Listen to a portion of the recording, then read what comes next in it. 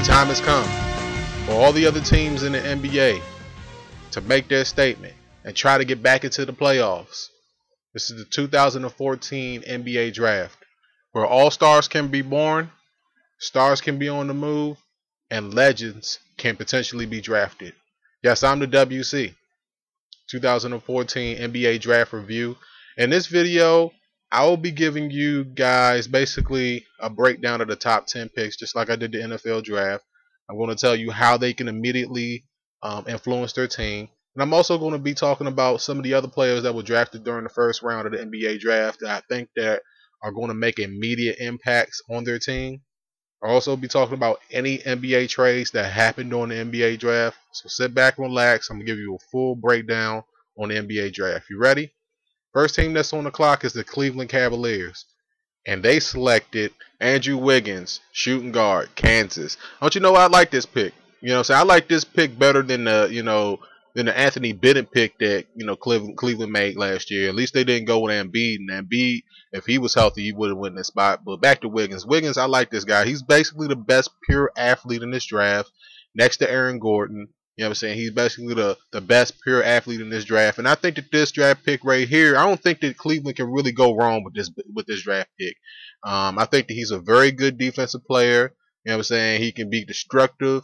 His quickness, he can basically be, a big problem on the defensive side of the floor. But where his Achilles heel is going to come in is basically his offensive ability. He's just going to have to grow into being an offensive player.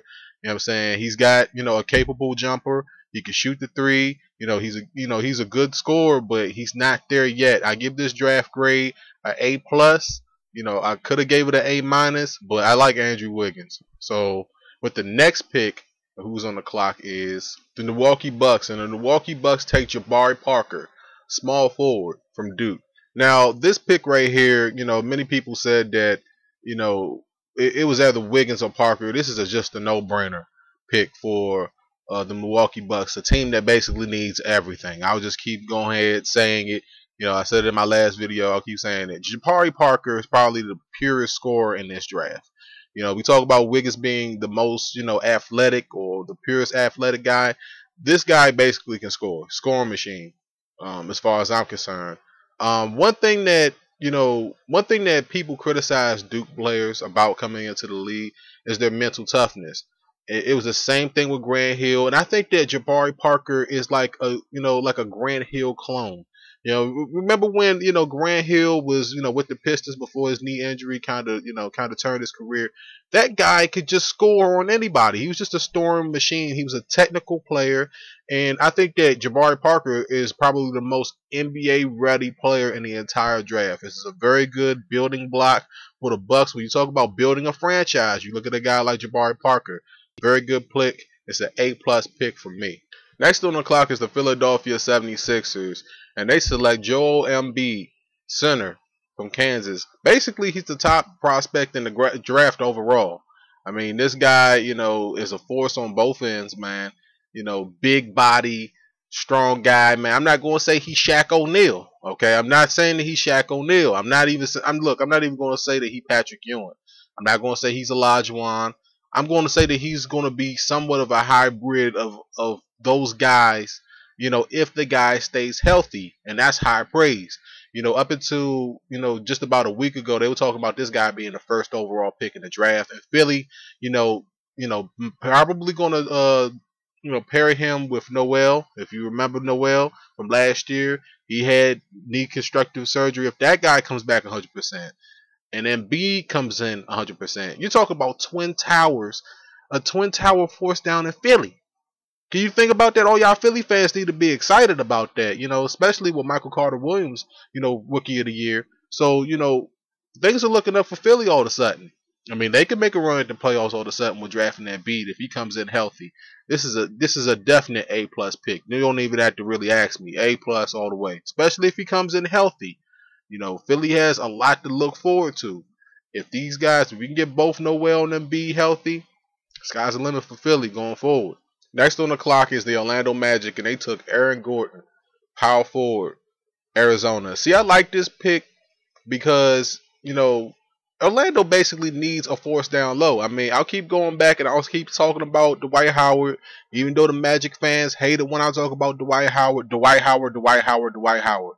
Don't have him anymore. So, these guys need a force down low. Next to Wiggins, he's probably the most athletic guy in the draft. You could argue and say that he's the most athletic guy in the draft. You probably won't get any argument from me. This guy, brings a little bit of toughness down low to where where the Magic is kind of lacking, but that big hole that Dwight Howard left. I'm not saying that he's going to be Dwight Howard. Some people are saying that Aaron Gordon is like similar to Blake Griffin. I think that their games kind of mirror themselves, and I think that it'll show on the court. I think that Gordon actually has a better looking jumper.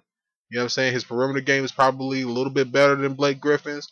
But I'll give this draft pick for where it is an A minus. Because I think that Aaron Gordon is still a top 10, still a top 15 pick. But, you can kind of see with some of the players that's left on the board, they could have went Julius Randle here. They could have went they could have went Julius Randle here. I'm kind of shocked that they didn't, but Aaron Gordon is a good player. I give this pick an A minus. Next up is the Utah Jazz, and the Utah Jazz take Dante Exum, point guard, Australia, guy from overseas. Not too many people have actually seen Dante Exum play, but from what I've heard of this guy is quick, he's fast, he's a good decision maker. You know what I'm saying? A good athlete. He's only 19 years old, so the guy's a work in progress. Making a transition from overseas to the NBA. We've seen this with Rubio. We've seen this with some of these other players, the point guards. I think that if you're going to draft a player from overseas, you should probably draft maybe a point guard. And this is what Utah's decided to do with their pick. They could draft. They could throw him in there with Trey Burke. That'll be a good backcourt. A young backcourt that they can try to develop. Many people were talking about this guy being, a definite top 5 pick.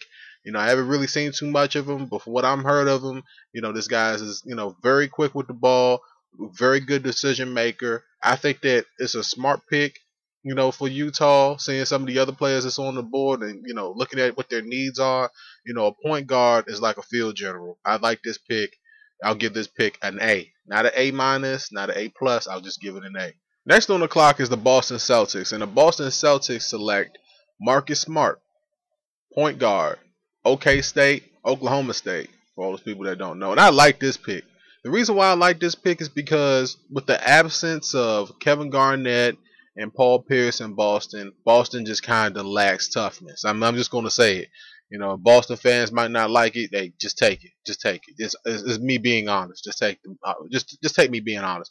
Marcus Smart, you know what I'm saying, is a very, very good athlete for his position. If they're going to have him at the point, you know what I'm saying, he works hard. He can jump basically out of the court. He's got a good jump shot. One of his weaknesses is his floor vision, his defensive vision. You know what I'm saying, getting back, transitional defense. But I think that this guy has the potential to be one of those players that can put up, 30 points on you if if you're sleeping on him. He's one of those players like he's sneaky, sneaky, sneaky good. And I like sneaky, sneaky good players. So for this pick right here, for the spot that they picked him, right around mid top 10, I think I have to give this pick an A minus because of the fact that Marcus Smart kind of has a couple of things that he needs to work on with his game. But, for the Boston Celtics, it's a very good pick, A minus. Next up on the clock is the Los Angeles Lakers. All y'all Lakers fans been waiting for this. And the Lakers select Julius Randle, power forward, Kentucky. I really, really like this pick, man. When you talk about work hard, play hard, man, this guy is a work hard, play hard, man. Double guy, man. He looks like one of those guys, man, that, they compare him to Zebo. And if you know who Zebo is, Zach Randolph, I don't think that he's quite Zebo. I think that his rebounding game might be Zebo-esque. Some people might say that it might be Rodman-esque. I don't want to go that far. All right, but he's a big body that can get you, 20, not 20 and 10, but 10 and 10 every night. He could be 10 and 10. We just never know. This is NBA draft, baby. I love the NBA draft. You just really never know. But this pick right here is good for the Lakers. Controlling the ball, cleaning the boards is one of the most important things that you must have in the NBA. You got to have a big body down low that can just grab the ball up. This is a very, very good pick for the Los Angeles Lakers, a team that really doesn't appear in the NBA draft at all, at least this early. So this pick right here is an A+. I really, really like this pick for the Lakers going forward for this team. A+ pick. Next up on the clock is the Sacramento Kings at number 8, and they select Nik Stauskas, shooting guard, Michigan. Now, people debate. They'll sit there and they'll talk about Doug McDermott as being, basically the best shooter in this draft. But many people talk about Stauskas as being the best shooter in this draft, and I kind of have to agree with them. He's got good size for his position. He's got a very, very good release. He's got like a natural flowing jumper. Not the greatest passer. Doesn't have the greatest handles. He's probably one of those spot up and shoot guys, man. He's not going to be an over top, defender. But for Sacramento, man, Sacramento needs shooters. All right, that's one thing that I talked about in the preview video. Sacramento needs shooters. They need guys that can score. And Stauskas should be able to score for them. I don't know if he's necessarily going to be, one of those guys that's going to be able to put up 30 a night. He might be able to average somewhere around 15 to about 20. But I like this pick for Sacramento because they really need shooters. So I'll give this pick right here, give it an A-. Next on the clock is the Charlotte Hornets. I almost called them Bobcats, man. I got an ice cream headache. The Charlotte Hornets, man. On the clock at number 9. Playoff team from last year. All y'all Charlotte fans is happy about that. But they went with Noah Vonleh, power forward, Indiana. I can't say I like this pick. I can't say I don't like this, but I can't say I hate this pick. Looking at, Doug McDermott right there and knowing that, he's still on the board and Charlotte doesn't go after a shooter, something that they needed to kind of contend, stay in the playoffs. But I kind of like this pick. One of the things that, I like about this is that this guy's a good rebounder, a very, very good defender, but his offense game has to come along a little bit. He's a little raw, but he's got size, he's got potential. That's what the NBA draft is about. It's about size, it's about potential, it's about speed. And I think that, basically coach him up. Coach him up in Charlotte. Coach him up and see where he goes. I have to give this pick an A. Just an A, not an A+, not an A-, just an A. We're going to see where it goes. He's a very good, player, but developmental player. He's got to develop a little bit more. Next on the clock was the Philadelphia Sixers, and the Philadelphia Sixers took Elfrid Payton, point guard, Louisiana Lafayette. The reason why I like this pick is because, number one, nobody's seen it coming. And number two, I think that this guy has a good ceiling on him. I mean, he's, lengthy for his position, a point guard position. Some people compared him to Rondo. I don't necessarily agree with that comparison. What I'm saying? I think that Rondo is just a pure point. I don't think that Payton is a pure point. I think he's somewhat of a hybrid. I think that, there's a couple of weaknesses in this game, as you can point out in every single pick that was in the top 10. You can point out something that they don't do well. But I think that Elfrid Payton, you pair him with Michael Carter-Williams in that backcourt, who knows what the Sixers could look like, man, especially with those twin towers that they're bringing in next year. If those two guys come in healthy, and then, you bring in a guy like Payton with Williams, he really doesn't have too much pressure on him, and he can just go out there and just be himself. Looking at the other players that were on the draft board at this time, I mean, you still had Doug McDermott, who went the next pick to the Nuggets. You still had Shabazz Napier. They could have brought him in and had him in there with Michael Carter-Williams. I think that this is kind of an experimental pick for the 76ers. I'll give this pick an A.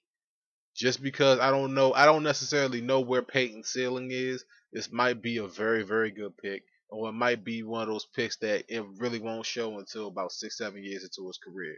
So we'll see. That's the end of the top 10. Basically the top 11, because I just let y'all know that Doug McDermott went to the Nuggets at number 11. Like I said, there's a couple of players on the board that haven't been picked yet, that I'm still looking at. What I'm saying? James Young, Gary Harris, a couple of players that haven't been drafted yet. Shabazz Napier. Those are the guys that are probably going to be drafted within the next couple of picks that are going to definitely make some differences. There hasn't been any trades yet. Matter of fact, I take that back. Doug McDermott got traded to the Bulls for additional picks. You can see that this is a clear move that they're trying to clear space for Carmelo. And bring in a good shooter. I don't know what the Nuggets get back. I just know that there's been a trade. There's going to be more trades that I'm not going to really be able to cover, but that's one for you. But let me know how you guys feel. Did your team get a good pick? If your team was in the top 10, and I talked about top 11, did your team get a good pick? Are you satisfied with this pick? With the picks that your team made? If not, let me know down below. Mr. WC. Music's starting to cut me off, man. So y'all know I'm about to go, man. 16 plus minutes, a breakdown for you. If you sat here and you listen to all 16 minutes, you might as well just go ahead and drop a like. I mean, really. You might as well just go ahead and drop one. It's the WC, and I'll see you guys next time. The NBA season, just go ahead and tip the ball off, man. The NBA season is basically here, man. Forget Summer League, forget all that other stuff, man. It's here. Like I said, man, I should have left the video 5 minutes ago. I'll see y'all later.